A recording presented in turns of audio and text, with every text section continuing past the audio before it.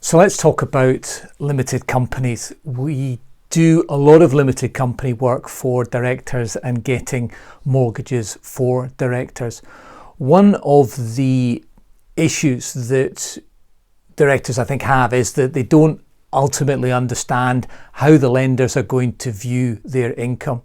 So their income is probably coming from salary, okay? Again, some directors actually don't understand that they are an employee of the business. If they're a sole director, sole shareholder, they're still an employee of the business. So the income is coming from the salary and also the dividends. That's to say the profit that they are taking out from the business. Profit is charged out at corporation tax rates, and then when you take the dividend out, then there's a tax consequence of doing that. And it's one of the things about being a director is that there's an enormous amount of flexibility with regards to your tax and how much tax you pay, especially if your company year end does not coincide with the actual tax year end in April. So the income that the lenders are looking at is salary and also dividends. So the salary is dead easy. You're obviously taking that on an annual basis, and that's absolutely fine. Where it becomes slightly trickier is the dividend side of things. And so what the lenders will look at doing is that they will take an average of your dividends over a 2-year period. So they will take the last 2 years' tax calculations and they will then average those out over 2 years.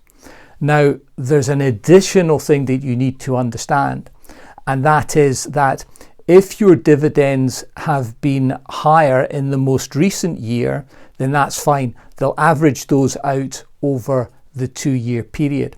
However, if the most recent tax year and your dividends that you're taking for that tax year are lower than the previous year, then the lenders will only use that dividend amount that you're taking from the most recent tax year. It's a bit tricky. You probably need a bit of help. Give us a shout if you are needing that help. The great thing about being, as I said earlier, about being a director is that there's a degree of flexibility.